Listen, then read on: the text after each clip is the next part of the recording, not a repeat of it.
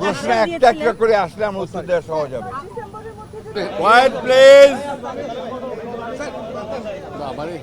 আমরা বাংলাদেশ জাতীয়তাবাদী দলের পক্ষ থেকে আজকে জাতীয় স্থায়ী কমিটির সদস্যবৃন্দ যথাক্রমে ব্যারিস্টার জমিরুদ্দিন সরকার সাহেব উদ্বেগের কারণগুলো, আমাদের কনসার্নগুলো আমরা জানিয়েছি এবং প্রধান যে বিষয়টি ছিল সেটি হচ্ছে নির্বাচনের সুনির্দিষ্ট রোডম্যাপ।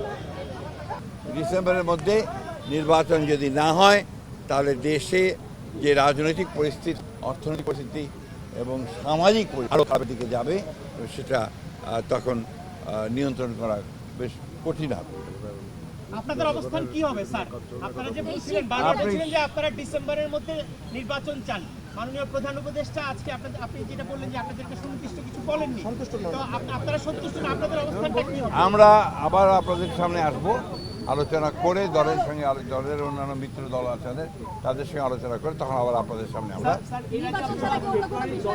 এসেছিলেন তখন বলেছিলেন আপনি বেরি হয়ে ডিসেম্বর নাগাদ নির্বাচন হতে পারে, আশ্বস্ত হয়েছিলেন। 2 মাস পরে এসে বললেন ডিসেম্বর থেকে জানুয়ারি। সময় কি প্রলম্বিত হচ্ছে বলে মনে করছেন আপনারা? ডিসেম্বর থেকে জানুয়ারি না, জুন। না না, ডিসেম্বরও হতে পারে। এটা ডিসেম্বরের কথাই বলা হয়েছে। উনি এই কথা বলেননি যে ডিসেম্বরে হবে না, কিন্তু জুন পর্যন্ত নিয়েছেন। আমরা এই কথাটা পরিষ্কার করে বলেছি যে hour cut out time is December. এটা তো আমি বলতে পারবো না, ওনারা স্যার আপনাদের আগের বৈঠকে বলা হয়েছিল উনি প্রশ্ন একটা একটা করে আসলে আমার উত্তর দেওয়া সহজ হবে।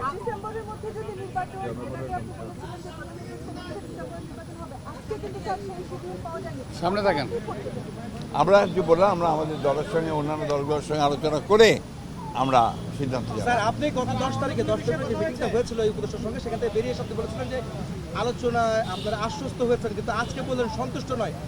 এই বিষয়টা আসলে আলোচনা কি একটা ফলপ্রসূ হয়নি আজকে? তো এক কথায় বলতে পারি আপনি একই প্রশ্নের কেন অন্যভাবে নিচ্ছেন? স্যার এছাড়া একই যে প্রশ্ন তো একটা, অনেক বিষয় আলোচনা হয়েছে, এটাই ছিল মুখ্য বিষয়। ধন্যবাদ। আসসালামু আলাইকুম। মাননীয় মহাসচিব